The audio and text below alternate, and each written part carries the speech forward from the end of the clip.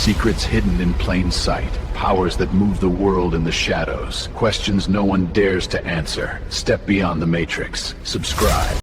I am wondering if you are all pedophiles, because you don't seem to care that children are being sexually abused. So the only thing I could ascertain is that you guys probably enjoy child porn. I don't know, right? You're not looking. I mean, if somebody claimed that I was, I would say I absolutely am not. I wouldn't let it stand as fact, but you guys love to let it stand as fact that that's what's going on, because you're not willing to stop it. So, I mean, if you're willing to perpetuate... Just shows you, like, the level of power these monsters and tyrants have over human beings. These demons have God complexes, so they lack no empathy to any other human, and they feel they can just use other people however they see fit. People like this woman are incredibly brave, and it's so good to see people speaking up.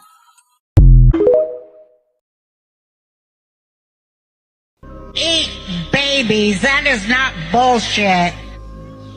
It's true. So it's not just the dogs and the cats, not just the pets. They're full-on vampires. And everybody still thinks I'm crazy, but I'm not crazy. They're full-on vampires. They love the taste of human flesh and they drink human blood. I have to be very careful with how I go about this. So what I'm going to do is I'm going to hit you with a factual case, and I'm going to tell you how exactly it can relate back to what she's just said. Just type in the two brothers, Muhammad Arif and Farman Ali. These guys went to a graveyard, stole the body of a baby, and did you know what? And the police said that it was related to black magic rituals. Now let's think, who else likes to dabble with this type of stuff? I wonder. These are just two broke guys with no resources, off their own backs. So what about the people who are into it, who have a lot of money? No accident when you meet somebody. The court says that everybody that you meet, you were supposed to meet, and there's nobody that you meet that you weren't supposed to meet. But the court says that relationships are basically three assignments. The first is what's called the first level of teaching. The first level of teaching is when you have a casual encounter with somebody.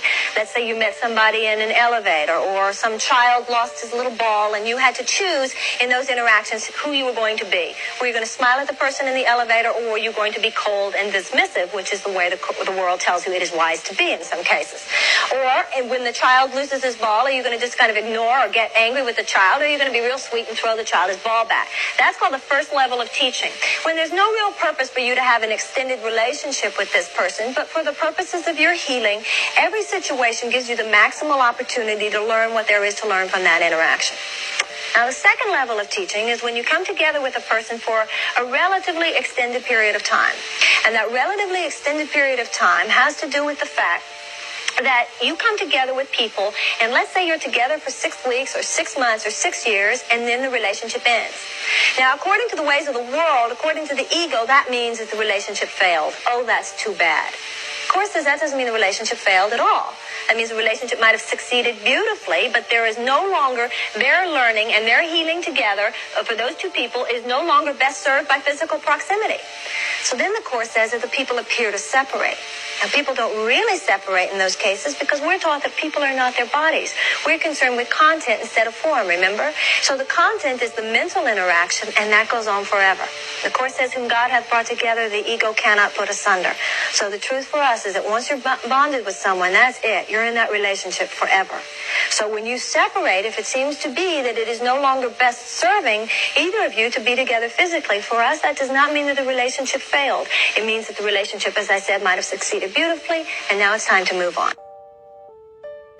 Now, the third level of teaching is one which the Course says is generally few in our lives, because it would mean that you came to a point in your learning with another person where both of you gave maximal opportunities for growth for a lifetime.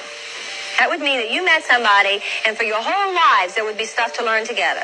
Now, you're probably your hearts are going pitter-patter because you think, wouldn't that be nice to meet that person? And the Course says not necessarily. You might not like each other at all. All we said was that you had a lot to learn together. We didn't say that you'd like each other, right?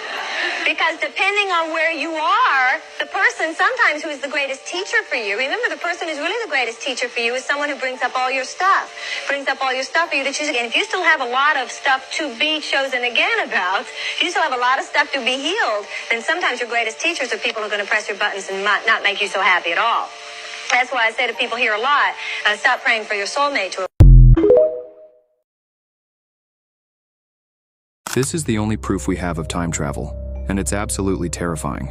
In 1923, archaeologists uncovered a sealed tomb in Egypt. Inside, they found something that defied logic, a photograph dated 1987. It showed a man in modern clothing standing in front of the tomb, holding a camera. The man was identified as Elon Huck, a scientist who vanished in 1987 while working on a top-secret government project called Chronos. The project's goal? To unlock time travel, but it was shut down after Huck disappeared without a trace. The photograph had a chilling message scrawled on the back. I tried to stop it, but the loop is inevitable. Years later, in 1980, another photograph surfaced. This one showed Elon Huck, now decades older, standing in front of the same tomb. The date on the photo? 2025. Experts were stunned. How could a man exist in 3 different timelines? And what did he mean by the loop is inevitable? The final clue was found in Huck's 1987 lab notes. He wrote, "Time isn't linear, it's a loop, and I'm trapped in it."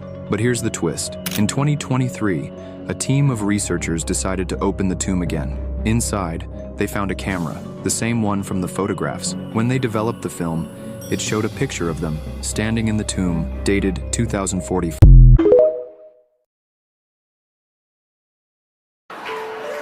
It's the last time, who cares? Oh. Many talented people of colour were snubbed in major categories. Unfortunately, there's nothing we can do about that. The Hollywood foreign press are all very, very racist. So, but you all look lovely, all dolled up. You came here in your limos. I came here in a limo tonight, and the licence plate was made by Felicity Huffman. So, no. Shush. Once upon a time in Hollywood, nearly 3 hours long, Leonardo DiCaprio attended the premiere, and by the end, his date was too old for him. So...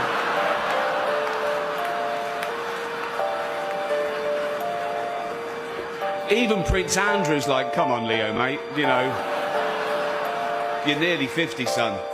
Lots of big celebrities here tonight. I mean, legends, icons, yeah? Look, at this table alone, Al Pacino, Robert De Niro, but...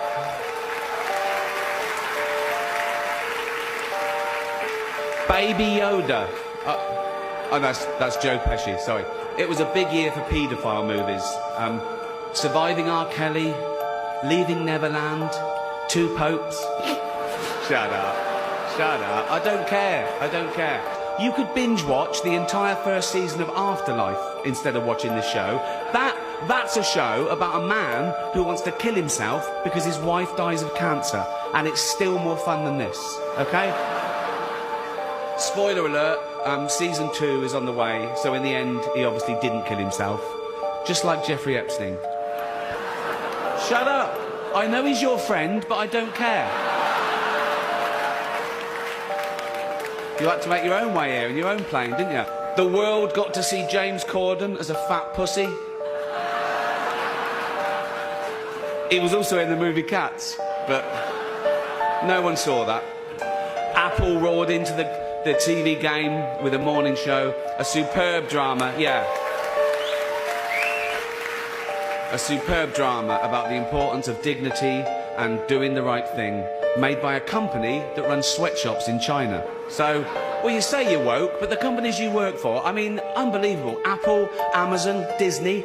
If ISIS started a streaming service, you'd call your agent, wouldn't you? So, if you do win an award tonight, don't use it as a platform to make a political speech, right? You're in no position to lecture the public about anything. You know nothing about the real world.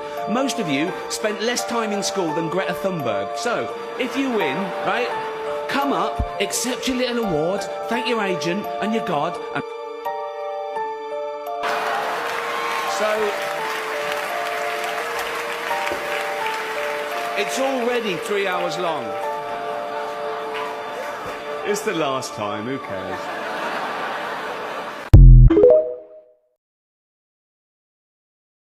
The the elite tell us what's going to happen before it happens. Check this out. There's an insane connection with what happened with Charlie Kirk and a movie that came out in 1998. So the movie is called Snake Eyes, and it starred Nicolas Cage. And the movie was about a man named Charles Kirkland who got shot in the neck at a event. Just like what just happened. In the first 10 seconds of the movie, there is a sign for this event, and it says that it takes place on September 10th. So in this movie, it gets crazier. The killer killed Charles Kirkland on September 10th, which is when our Charlie Kirk got killed. It gets even crazier because the killer in this movie is called the Executioner, and he is a distraction for the person who actually did the killing of Charles Kirkland. And get this, the person who took the rap for it in the movie's name is Tyler. The same name of the guy who did it in real life. You know, the same thing that happened to Charlie Kirk. Tyler Robinson. And on the box for this movie and on the trailer of this movie, underneath where it says Snake Eyes, it says, "Believe everything but your eyes." Guys, what is happening? Stay weird. Dark continent? You're telling me there are lands beyond the ice wall with no sunlight? Listen, don't take my word for it. Take Jonathan Hemington's. I mean, hell, he's the one who streamed it live on the dark web in 2020. Guy worked for a private research institute for aerial engineering. You know, developed these just incredible aircrafts, undetectable from radars, incredible fuel efficiency, allowing for flight durations that could last weeks. Little did anybody know the guy was just obsessed with the idea of these outer lands, the ice wall, and you know, one night he boarded a jet with a Starlink and his streaming equipment and headed directly down to Antarctica. He figured if he streamed right away, he'd be intercepted, so he waited until he was about midway through the continent, and as he started the stream, hundreds of people watched as he literally flew straight over what appeared as an enormous ice barrier. After hours and hours of continuation, passing over several different unidentified landmasses, he stopped on one of them to get a night's rest and continue on the next morning. But during that next day of flight, this was where things had taken a peculiar turn. As the sun eventually went down during flight, he wanted to wait until it came back up to get a safe landing, but as the hours went by, it never did. Eventually, due to fatigue, he was forced to land onto this dark continent, and little did he know this would be his last stop. Listen, this place he was in was nothing like we'd ever seen, okay? The environmental factors clearly showed this land had never been exposed to sunlight, pure darkness, and instead of trees, there were just these rock-textured spires that shot up into the sky. The final moments of the stream showed a horrific encounter that he'd had. As he began explaining, he was seeing some kind of tall figure, something human-like, but strangely different, pale with glowing white eyes. And as he'd called out to it, the camera would fall to the ground moments later. The stream would ultimately end just moments after this being picked up the camera and looked directly into the lens. Jonathan Hemington had not been heard from since. But look, I'm just going to go ahead and say, this is a joke for entertainment only. Now this is scary. You've all heard about the firmament theory. Well, if you haven't, stick around because there's footage. It's a theory that space is fake and no humans can actually leave the atmosphere. In the clip I'm about to show, a plane actually hits the firmament and crashes. Watch the clip.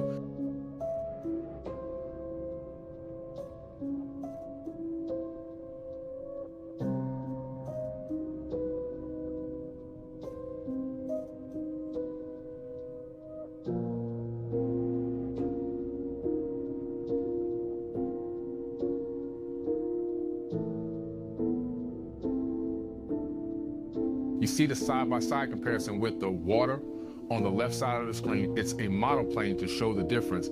You notice how the splash of the model plane in the water is very, very similar to how the plane exploded when it touched what we assume is the firmament. It's like an imaginary barrier that you can't cross, like something more powerful rejecting humans. I think it's interesting, but I also think it's very strange. I am currently live streaming these conspiracies. If you want to watch, press my profile. Take this piece off here, and put it over here. And now you see, the United States is no longer in the middle of the map. Right. Now I did this with a major record company in New York City, I think in 1970. And an older man stood up in the back of the room and said, "Now Elliot, you've gone too far." I said, "What's your problem?" You can't do that with the map." I said, "Well, Actually, you can't. He said, no, the United States isn't in the middle of the map anymore. I said, the United States never was in the middle of the map. You need to realize this depends on how you draw your map. And then I pointed this little fact out to him. South America is actually 9 times larger than Greenland. Even though it doesn't really look like it. No, it is. South America is actually 9 times larger than Greenland. It's crazy. Now, according to your social studies teachers, what is the equator? Halfway between the North Pole and the South Pole on this map would be right about here. Right. And that means that Iowa has a semi-tropical climate. Well, you've been in Minnesota in the wintertime. I've been in Iowa too. It's definitely You know that it doesn't have a tropical climate. So you have to then introduce a real version of the map of the world. That's what this is doing.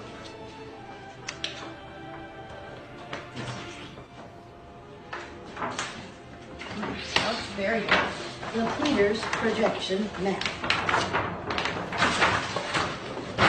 The sizes on this map are right. The shapes are distorted. Look at Greenland on this map. Right there. See it? Yeah, it's really tiny. See how small that is? Right. Look at it on the Mercator projection. So why do they do that? I don't understand. Why? Because the Pope commissioned Mercator to make a map that shows the spread of Christianity. So all the countries in which there are predominantly white people are larger than those in the southern part of the world, halfway between the North Pole and South Pole. Mm-hmm. Now, if you have children going to school and they're seeing this map,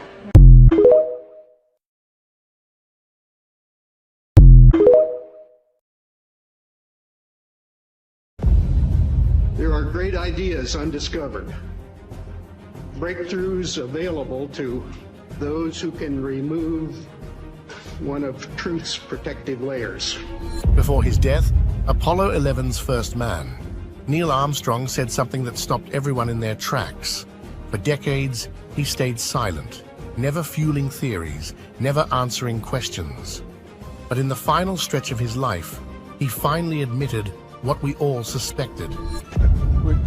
We were confident in the equipment and our own readiness to go, but you know, the reality is a lot of times you get up there and get in the cockpit and something goes wrong somewhere. And once you hear what he revealed, you'll never look at the moon landing the same way again. The silent pioneer. When Neil Armstrong returned to Earth after becoming the first man to walk on the moon, the world expected a hero. And for a moment, he was one. He was paraded through cities, honored with medals, and applauded by presidents and kings. But while the world celebrated, Armstrong quietly began stepping away. Not just from the spotlight, but from the very story he helped create. It didn't take long for people to realize something was different about him. Unlike his fellow astronauts, Armstrong didn't cash in on book deals or speaking tours. He didn't chase the camera. In fact, he actively avoided it. He granted very few interviews. He turned down offers that would have made him millions. And when he did appear publicly, he chose his words carefully, sometimes too carefully. Some took it as humility. Others saw a man burdened by something unspoken. He once said, "I am and ever will be a white socks, pocket protector, nerdy engineer." And that's exactly how he behaved. After the mission, Armstrong took a teaching job at the University of Cincinnati. While the rest of the world obsessed over his every step, he was lecturing engineering students about aerodynamics and orbital mechanics. It was like watching a rock star retire to teach high school music. Admirable, yes, but strange. Reporters tried for decades to get more out of him, to open up about what it felt like, what he saw up there. But Armstrong never played into the myth. He gave you the facts, the technical side, not the poetry, and maybe that's what made the mystery grow. How could the man at the center of the greatest moment in human history stay so silent? Why would someone who had seen what no other human had seen choose to walk away from it all? Even NASA insiders were puzzled. Buzz Aldrin, never shy with the press, once joked about Armstrong's quiet nature. Understand politics, you think you understand political parties. You're all full of crap. You don't know what the Illuminati is. If you're Republican or you're Democrat, you're wrong. Why? It's this easy. It's called divide and conquer. That's why there's two parties and only two. And they're controlled by the same people at the very top who belong to the Council on Foreign Relations, the Bilderberger Group. They also belong to the Trilateral Commission, and you people don't even know what the hell that is. But if you did know, you would know that these are the people that control your world by making global policies that you never vote on, and by which parties both serve and belong to these organizations and control your world. Now, here's how it works. Really easy. Divide and conquer can only work if the people that are divided are not aware of the falsely created division. If you're not aware of it, then it works. If you know about it, then it don't work no more. If you have socialism without capitalism, it becomes communism. If you have capitalism without socialism, it becomes fascism. And it's just that easy. I love you. That's all you need to know. That's why Masonic symbols are all over your freaking money. But you don't pay any attention.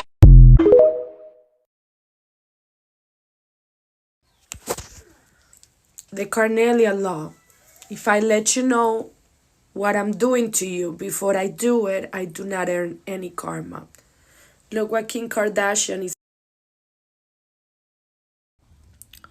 So what we see here is the next agenda where they're going to start introducing people from different constellations. So remember, if I let you know what I'm doing to you before I do it, it doesn't count as karma. And that's the reason why Hollywood and all of these people that belongs to these fraternities for the negative races are continued to show us in our face what is the truth and what is not. Have a great day. I don't exist.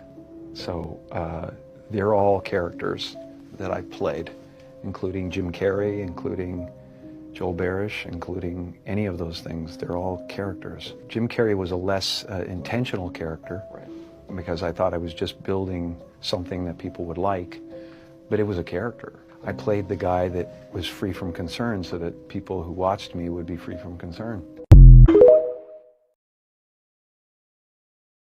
There are fake towns set up to fool you. Watch this. Now I'm about to show y'all exactly how NPCs work, right? Here I am at this Wawa, right? Okay. Now mind you, Wawa got two sides. So on this side you see all these cars, right? All these cars. I'm gonna turn around so you can see it. All these cars. But right? where are all the these people? Cars everywhere. I'm gonna show y'all how NPCs work. And y'all don't think this stuff is for real, bro. There's like 50 million cars out here, right? Yeah. Now there's another side of the Wawa as well that you can park all packed. All packed, bro. Watch this. Everything is packed out here. I'm about to show you. I'm about to show you exactly versus how many people. Hold on, let me see. Which lot I'm at? I'm about to show you. Y'all see all this traffic? And yeah, lots of cars. Plenty of cars. Watch this. Look at this. You go inside. Where is everybody? See, like one or two people. Where is everybody? There's no way. Do y'all see this? Somebody explain this to me because it makes zero sense. Do y'all see this? Math is not mathing. This is a simulation, y'all. Stay weird. Yeah, y'all better chill on all that woke shit. Trying to expose the elites and shit. This nigga must have fucking cured cancer, leaked the Epstein files early. Man, the conscious community ain't gonna help you this time. The illusion of time is created by human beings because we don't want to die. Your natural state of being is God, pure non-dualistic consciousness. Thought is the mechanism that creates the universe, and it's through thought that we separate our beings from the environment and create personal selves. Now, because humans have separated our organism from the environment, and because most of us are only identified with our organism, the problem of life versus death becomes a priority.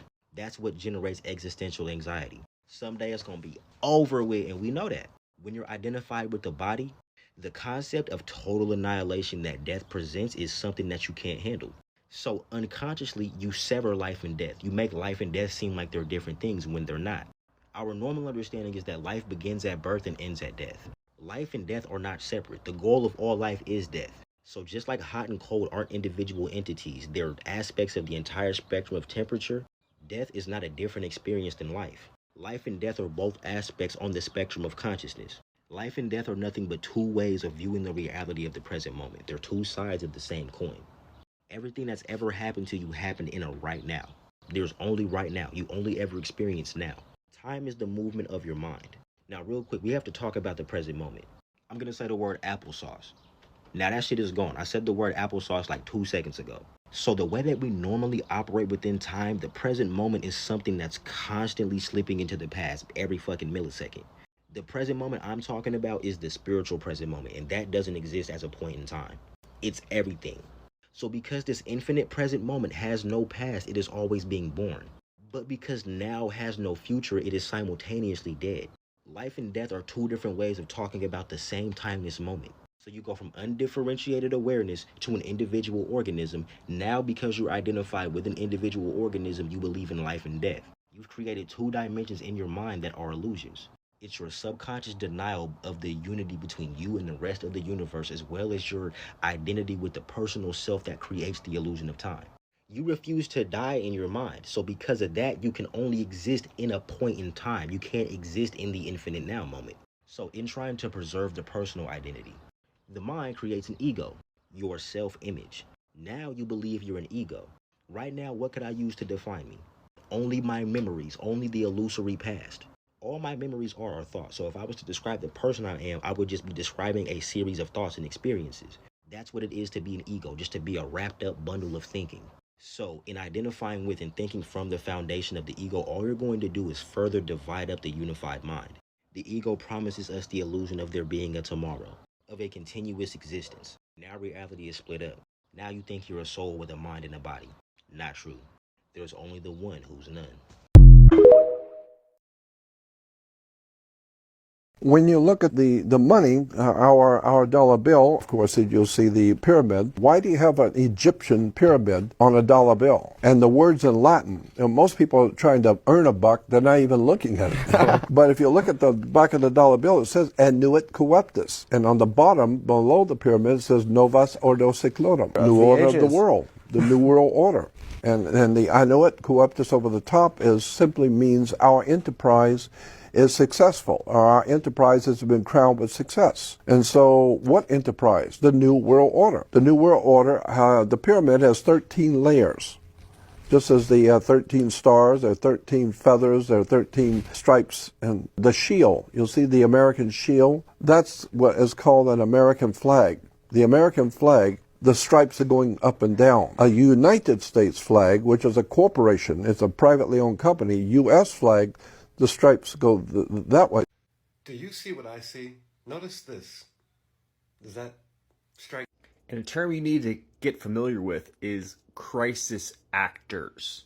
Crisis actors. We've had them around for quite a long time. And death doesn't actually exist. Energy cannot be created nor destroyed. It is only transferred. In whatever book you read, you were told that your soul is eternal. When my dad died 6 months ago, everybody was looking at me like, how are you okay? How are you functioning? And it was because of the fact that I realized that when my dad died, his shell of a body was a shell of a body, and his eternal spirit then was able to transfer into all of those that knew and loved him and accepted that into their mind, into their body, into their soul. It sounds crazy, but I communicate with my dad every single day. He's been guiding me and helping me and showing me which way it is that I need to go. And when you think about it, if energy is not created nor destroyed, it's only transferred. And we know that our soul is eternal.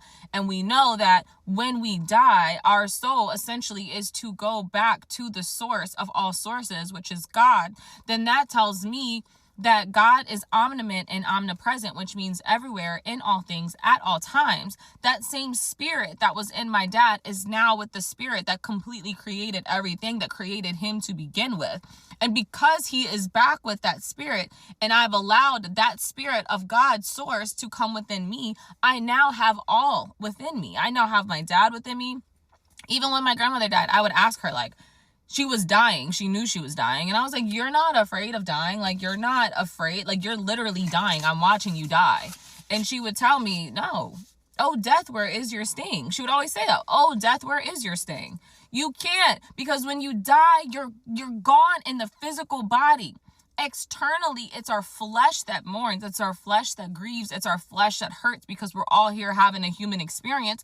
And when your experience is ended with somebody who was bringing a certain type of life and energy to that experience, if you don't have the consciousness to be able to realize that energy is constantly transferred, and even when you die, that energy is transferred, and you still are able to have a spiritual connection with them, that my spiritual connection with my dad is actually deeper than the connection that I had when he was here physically, because there was a lot of hurt and a lot of pain that came with that relationship.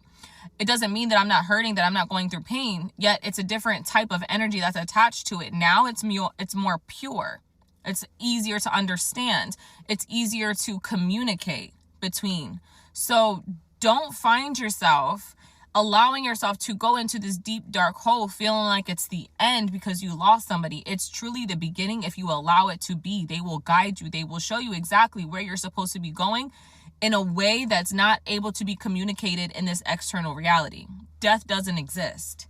You exist. Your soul exists. Your soul is eternal. Their souls were eternal. Everything around you that you see is living, is breathing, and cannot be destroyed. How can you tell if you are a reptiloid or if there is a reptiloid near you? Their distinguishing feature is that they have no connection to the earth. What does it mean to have a connection to the earth? It means being able to draw energy from the earth and from nature, as well as release negativity into the ground. A reptiloid entity does not have such a connection, so it can only feed on energy from people. These are so-called energy vampires. How do they feed? Often they are trolls like this. You know, there are people on the internet who love to troll, who enjoy provoking negative emotions, intimidating, driving others to hysteria, destabilizing, creating dependencies, and manipulating. The second sign is the eyes. If a person's eyes are the mirror of the soul, a reptiloid does not have this. And the eyes of reptiloids are cold. They don't look like human eyes. There's something reptilian or even fish-like about them. They love power. Often they become politicians, they become leaders of cults. They like to be spiritual teachers, gurus.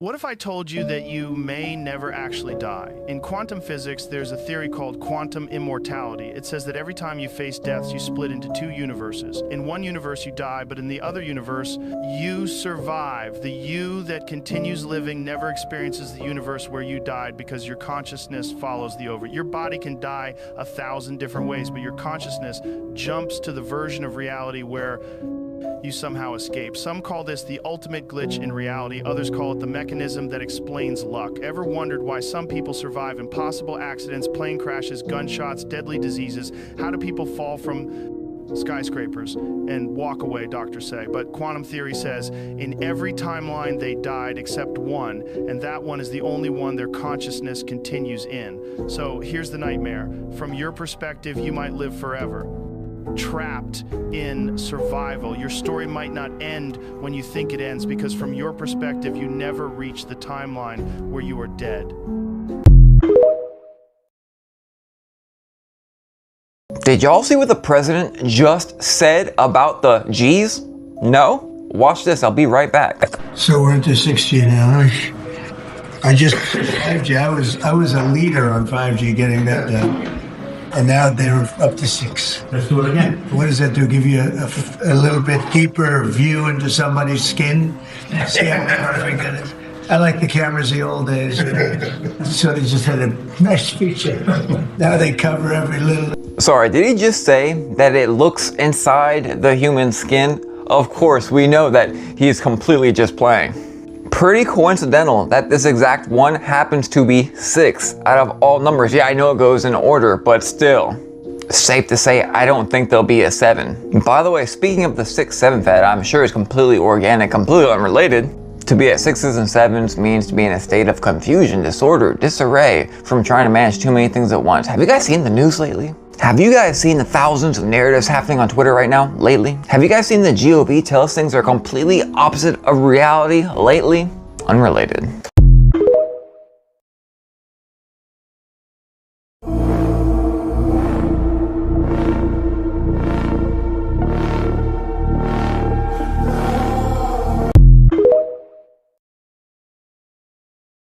Said that you won't fly commercial. You said that it's like getting into a tube with a bunch of demons. Why do you think that? No, listen to me this thing. Not the people. The main reason is because of the need of Inside Edition. You got to get this now. Hey, you listen to me? My wife thinks Inside Edition is, oh yeah.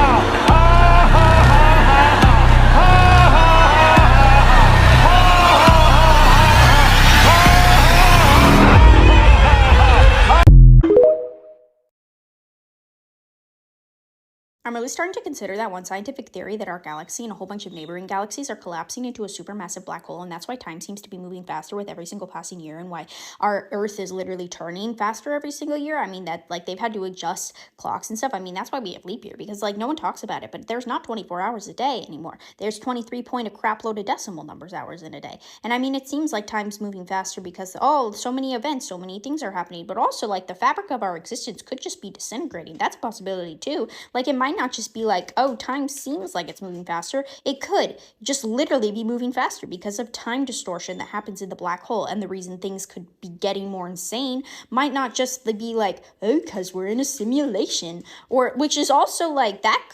Like, do you want to explain the light slit particle experiment? Like, what do you mean light molecules, when observed, follow, like, make sense and they'll, like, go straight, but, like, they don't follow logical rules when they're not observed? How do they know? What? But yeah, so, like, basically, like, we're all, like, struggling with the possibility that the world is, like, ending in terms of, like, human terms, right? But it also could just, like, literally be imploding. Yeah, this is the kind of shit I think about. I'm like one of those dangerous autistics that they're talking about that's, like, clearly suffering.